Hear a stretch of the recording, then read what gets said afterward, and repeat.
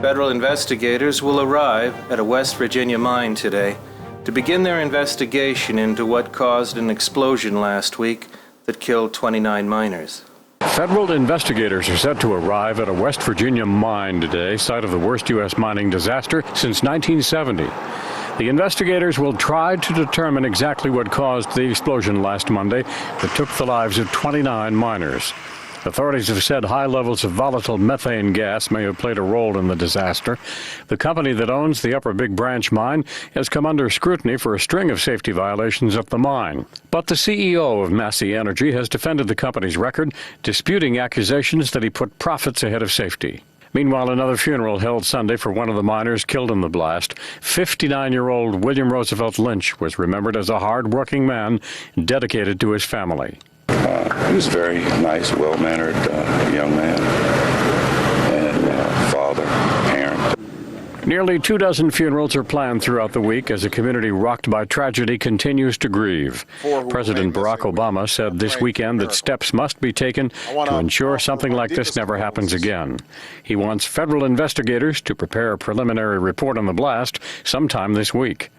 Brian Thomas, The Associated Press. Authorities in Florida are looking for an 11-year-old Nadia Bloom, who may have set off on an adventure hike in an area infested with alligators.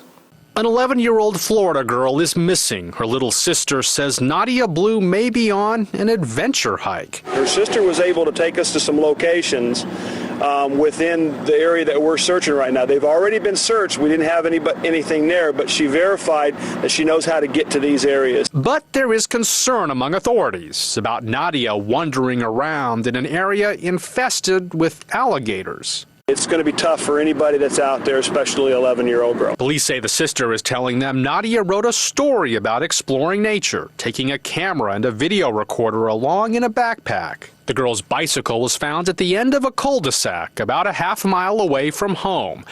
This case is being worked as a search and rescue and as a possible abduction. At local churches, prayers. That's why we're here, to pray, to be part of this prayer vigil, and hope that it helps. Nadia has autism and does not have her required medication with her. Lee Powell, The Associated Press.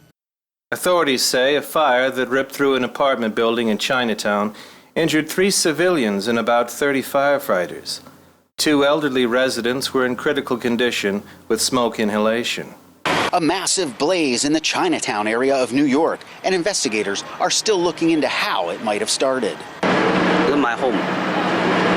Cheng Wei lived in one of the now destroyed buildings. He was talking with his wife in China last night through a webcam video connection when his mom yelled there was a fire. They were evacuated by emergency responders. It's really complicated feeling because his everything is inside the building and now it's gone. 2 people were seriously injured from smoke inhalation. Dozens more residents are now without homes. And 30 firefighters had to be treated for minor injuries.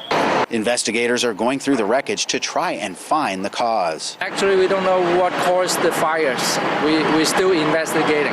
A total of 4 buildings were on fire. Firefighters were still pouring water onto hot spots the next day. The Chinatown area of Manhattan is densely populated. The fire was on Grand Street near Eldridge Street. Ted Shaffrey, The Associated Press, New York. Authorities say a multiple vehicle crash on a rain-slick freeway north of Los Angeles had killed 5 people. It happened on Interstate 5 during a rainstorm just south of Santa Clarita near the junction with State Road 14. Firefighters worked to free some of the victims trapped in the wreckage on the rain-slicked highway. Police say at least 3 of the victims are juveniles. The crash closed part of the interstate for hours.